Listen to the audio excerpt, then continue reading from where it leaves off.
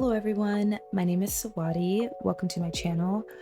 As I start this new Sims 4 content creating era, I found it fitting to begin with a save file series. I've been watching other Simmers work on their forever save files and it has inspired me to do my own. I absolutely love the idea of you guys simming along with me if you are also wanting to start a new save file or currently in the middle of one.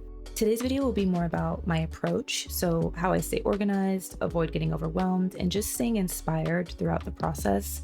Whereas future videos will be more so building, decorating, casts, and even a little storytelling as I flesh out the lore of my save file. I'd also be happy to share some videos that go into depth on a certain topic if that's something that you all would like or find useful. So I'm going to break this video into a few different segments, beginning with how I plan and gather inspo. I'll show you how to actually create a new save file, and then for the remainder of the video, I'll be showing you how I actually implement those plans in game.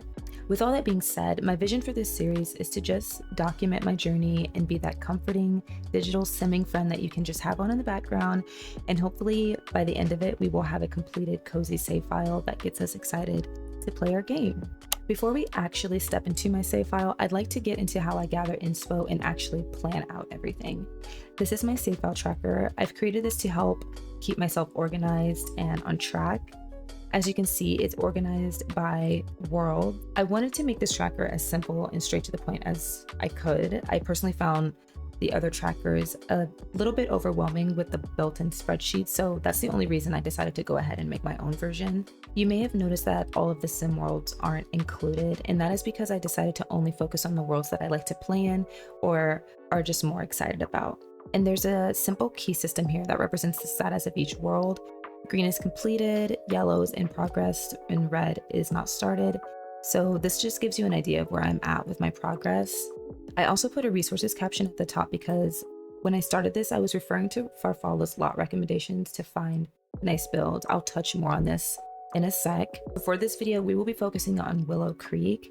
So when you click on the world, it opens into, of course, a more in-depth file on the world.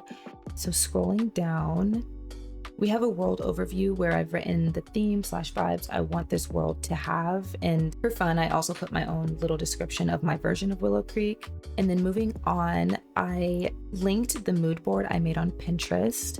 I create a mood board for just about anything in life, so of course I had to make one for my save file. This helps me visualize how I want my game to feel, if that makes sense. So yeah, this is the overall vibe I'm going for Willow Creek in my game. All right, now back to my tracker. Following the mood board, I just have a few note sections. So EA households to make over, build ideas, and just some miscellaneous notes and links. These three sections are just an organized brain dump pretty much. Then we get into the meat of the document, which is the world map and lots. I have each neighborhood and their lots, along with their lot sizes written out. As for finding builds to put into my game, I want to share one of my favorite resources for this, and that is Farfalla's lot recommendations on her Tumblr. This is the resource I had mentioned earlier. These lot recommendations really helped me get started in filling my worlds when my save file was in the early stages. I just love how there are different recs based on specific worlds, needs, or lot types. I would highly recommend using this to find some really nice builds. But I liked the structure of how she wrote these recommendations, so I ended up using this format in my tracker. I like to include the link in the notes so that when I'm ready to start downloading the lots, I can have them in my tray files before I even open my game. So real quickly, I'll give you guys a brief tutorial. When you find a build that you want in your game, all you have to do is download the tray files from the creators page. So this link will just take me to this page, and when you scroll down, all you have to do is click this and it will download the files for you. So in your Sims 4 folder, all you have to do is go down to the tray folder and then highlight all, drag and drop into your tray folder, and it'll be in your library when you open up your game. This is also a good way to put builds in your game if you are playing offline and not connected to the gallery. Sometimes I'll think of something pretty specific that I want, but I just can't find, so I'll just write it in like I've done here to serve as a placeholder. But that pretty much covers everything in the world map and lot section. Lastly, I have a simple gallery set up for families or townies that I've created. For example, this is the Sherry family. I was really inspired by a build actually, and that's how this family and their story came about. I placed the Crimson Keys build by Rhea28 and wanted it to be owned by a family that is native to Willow Creek. But yeah, I'm not going to read all of this, but feel free to pause and read if you'd like. So yeah, that pretty much wraps up what's included in planning out everything and gathering inspo. All right, so now that we've gone over the planning process, let's get into actually creating a new save. If you already have your save file started, you can go ahead and skip this part, but all you have to do is click new game.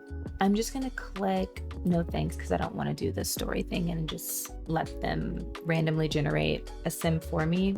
Okay, she's kind of cute. All right, we're just gonna leave this. I'm just gonna randomize everything for the sake of the tutorial. All right, and then we're gonna click play. If you have seasons, it'll have you select a season to start playing in. I'm just gonna do fall since we're currently in fall. And then I'm just gonna pick Willow Creek since it's the first one. I'm just gonna go ahead and place her in this lot. Hit confirm, purchase home. All right, and then it will load you into the lot. And then I just go ahead and click manage worlds. So that way you can begin your save unplayed. Since I'm currently in the process of working on Willow Creek, we will be using this world for today's video, just in continuation of everything. The very first thing I do when starting a new world is making over all of its townies. To be honest, it's not the most exciting part for me, so I like to begin with this to get it out of the way. And as you can see, I've already given the townies of Willow Creek a makeover. So of course we have the BFF household, the pancakes, and the Goff family. Following that, I'll grab NPC townies from the gallery and place them in the world. My favorite creator to get NPC townies from is Sims on the Robe.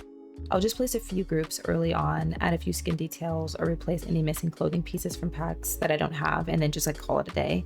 When it comes to creating my own townies or families, that usually happens organically. For example, the Cherry family that I mentioned earlier and how they were inspired by a build. So I like to go with what comes to me naturally or whatever inspiration just comes my way. The next step for me is to start bulldozing lots I don't want, so pretty much all of them. I left the EA households on the map and I plan on giving their homes makeovers to fit more of my gameplay. I'd like to try playing with townies that come with the worlds more often just to switch up my gameplay a little bit, but we'll see how that goes. So yeah, that's why I left those for now. After I bulldoze all the lots, I just start going through each neighborhood referring to my tracker and start placing the lots down like I've done here in Crawdad Quarter. Let's just go ahead and go into this lot. Okay, so we're on the lot with the Crimson Keys bar. I just want to show you, just so you have like a visual example of what it would look like if you were going to take a build from your library or from the gallery and place it on the lot. So pretty simple and straight to the point. So let's go ahead and open up our gallery. I'm going to go to my library, click lots. You also want to make sure that include custom content is checked because every lot that I download includes custom content. Otherwise, it just would not show up here. And if I remember the name of the lot, which I usually do because I'm referring to my tracker, I'm just going to type it in, or just like one keyword in the search bar so I could just narrow it down. I can find it quicker. So right here we have Willow Creek Library. I'm not sure why it's showing twice, but anyway, so I would click this and then I would hit place lot, make sure it's furnished and whatever the correct venue type is. Usually I'll just keep it on whatever it was in the gallery. And then I will just hit yes, and that will place your lot. I'm not going to do it now, obviously, because it's already here, but just so that you have a quick little visual, hopefully that was helpful. I absolutely love Rhea's builds. Like, as you can see, that's pretty much this entire strip, which I love because it makes it more cohesive. And it's just nice that she just so happened to have several lots that fit right into Willow Creek, and it fits the vibe of what I'm going for. So yeah. All right, you guys, that will be all for today's video. Thank you so much for watching. I hope you all found this helpful, maybe learned something new, or even gained a little inspo when it comes to starting and completing your own save files. I'm looking forward to sharing more of this series, and I will see you guys in the next one.